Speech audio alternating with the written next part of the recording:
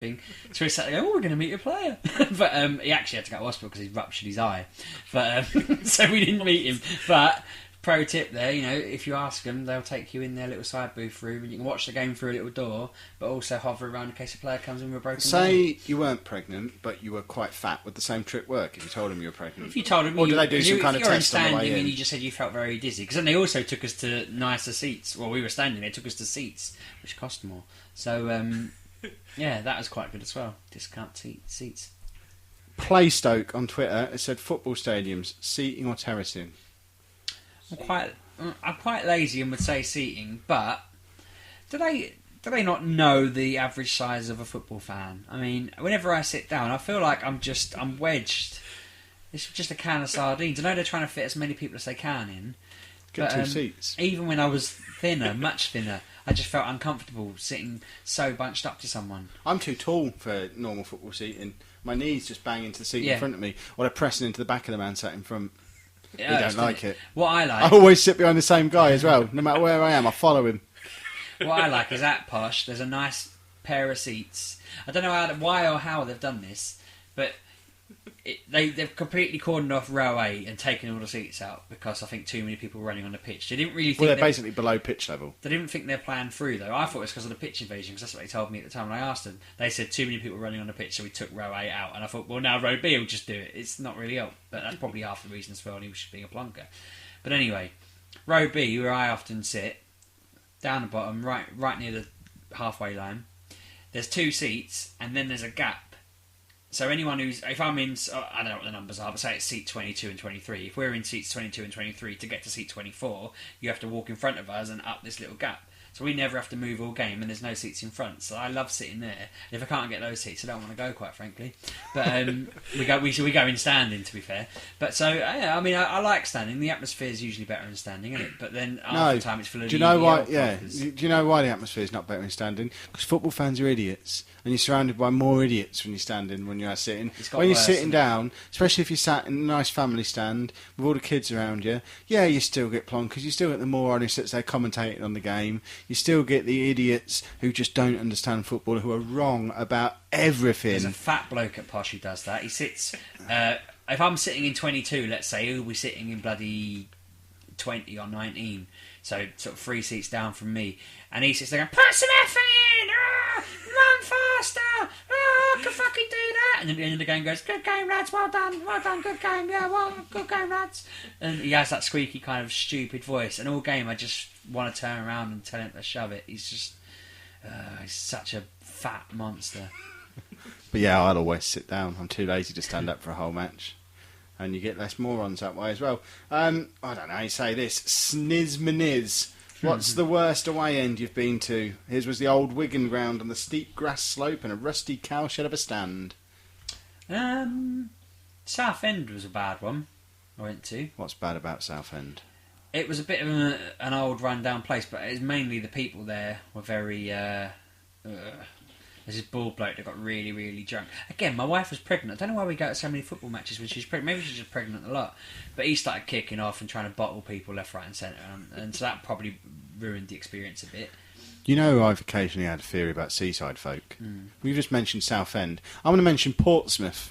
I've got another one in a minute, but carry on. I went to see Posh play Portsmouth in the League Cup like 15 years ago, and we just spent the whole match getting pelted with coins. Their bloody away end, or I don't know what it was, when we visited them, where half the seats are underground. It floods when it's wet. That's one of the home areas. That's not even. Is that home areas? Yeah. Bloody hell! So like they were telling us, if it's winter and they have a particularly rainy winter, it just fills up and they can't sell sort of 200 seats because they're underwater.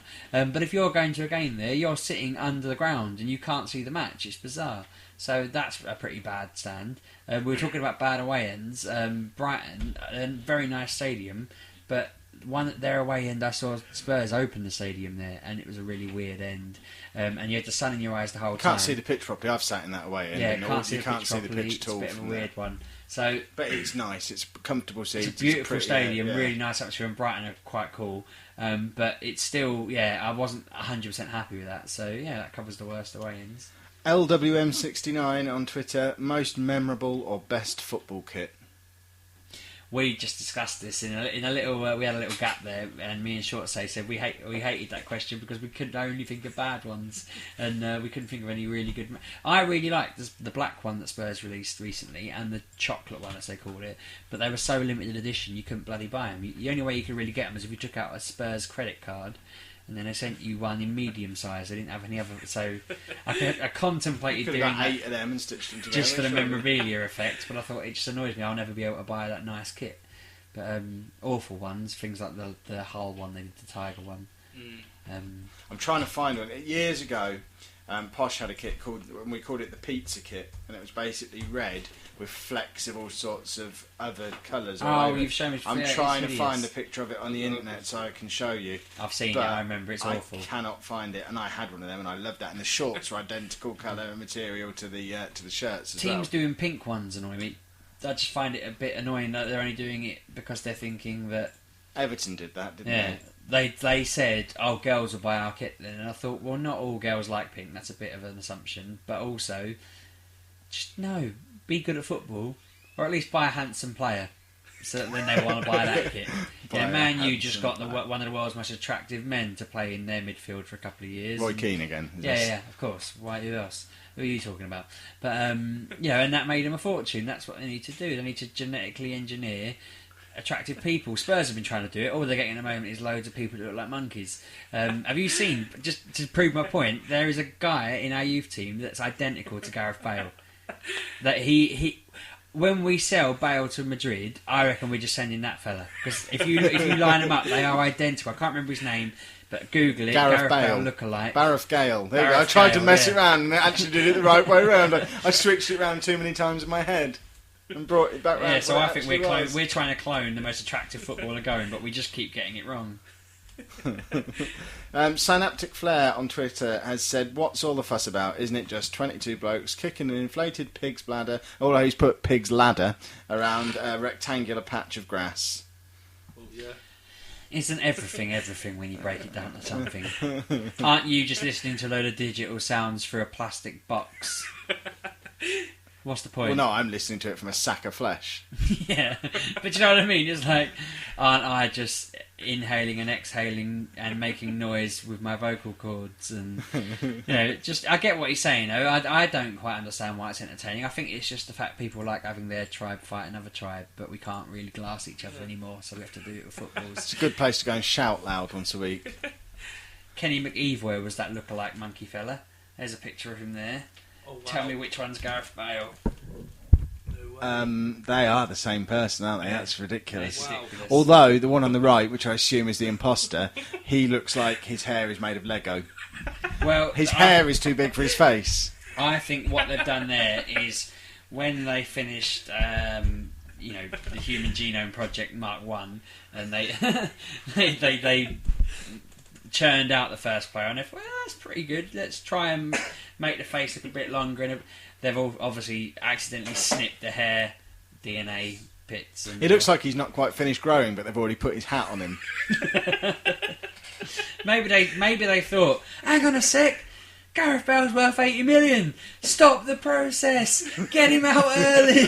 Just get him out. Even if he's worth 50 million, it'll be enough.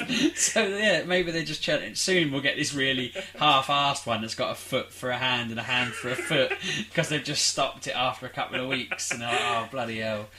But yeah. I think we've got time for one more question, and I'm randomly selecting the one I like the look of most. It's from Lee McElwain on Twitter. At what age is it acceptable to take children to the match without them being a whining annoyance to everybody else? I really want to take my 4-year-old to a game. No, she's too young. And I've not, because she's too young. And I'm thinking when she's 7, I'll probably take her. But I know you take your daughter when she's younger than that. Yeah, but that's only because her sister goes. Yeah. My eldest one didn't start going until she was 7 or 8. But then the little one got jealous and wanted to go too, but she doesn't get anything out of it at all. Like it, does she? She doesn't like the noise. But I thought I really want to take my daughter to see her reaction when she sees the pitch, but I 4's far too young. 5 is no different really, and I kind of thought I'll probably wait till she's 7. This being an annoyance to everybody else, though, this annoys me a little bit because we sit in the family stand and my kids go nuts during the match and they're kicking around and throwing sweets and spilling drinks and accidentally kicking the fella sat in front of them sometimes, and he gets really annoyed about it, and he's a 60-year-old man sat there with his two mates. And I'm thinking, sit somewhere else. You're sat in the middle of the family stand and you're moaning that there's children here. Why don't you go and sit in any other part of the ground? I don't see what right people have got to moan about kids. If they're in the right part of the ground, if there's a designated part of the ground where all the kids go, then no one else should be moaning because they shouldn't be there. I tell you what annoys me though, especially at Posh. For anyone who doesn't follow Posh, one of their best players is called Lee Tomlin, and he's a brilliant player. And when I sit in these seats I was talking about earlier, there's this bloke with about 4 kids. And they sit there all game talking about what a heap of shit Lee Tomlin is. He's never had a good game in his life. He's an absolutely worthless piece of trash. It's Tomlin again, Dad. He's done it again. Oh, he's awful, Dad. Why is he playing, Dad? And he's like, I know, son. He's a dickhead. Maybe we'll sell him one day. And then he scores a hat-trick and they're all screaming their heads off. He's still a prick though, Dad, isn't he? Yeah, son. Of course he is. He's a dickhead. And it winds me up because I just think, at least educate your kids. People who are morons don't know about football breed more, and they seem to have more kids, and then they're morons, and that's the problem. So if you're a moron fan, don't bring your kids. But if you're a normal fan who isn't going to sit there slagging off the best player they've got, fine. I'll let you in. I think that rule should apply to all morons, not just football fan morons. Stop breeding. Yeah, if you're a moron, you don't need any more kids. 8's plenty. Just stop there. That would be my advice to you. You skipped some well good questions on it. Well, go on then, pick one. I wanted to know how should they resolve boring 0-0 scores. They shouldn't. They're incredibly important to the game. They should remain 0-0. Ban Sam Allardyce and Jose Mourinho and people like that, and Pulis. Pulis? Is that the correct way to pronounce his name? Because it brings the word poo into his name. Okay. And people who don't set out to play football, they set out to stop football happening so that they can get points. That's what I hate. I hate that. When they say, I know it's a game of football, lads, but if we just go out there and make sure that no one can play, we'll get a point out of this. You with me? And they go, yeah, go on, Gov. So they go out there and they just get the ball and they stop. And then if anyone tries to get it off them, they just get a razor out of their pocket and slash it across their throat. And go, oh, I don't know what happened, ref. It weren't me. Elbow him in the head. Just try and cripple players for a living, just so they can end the season with a neutral score.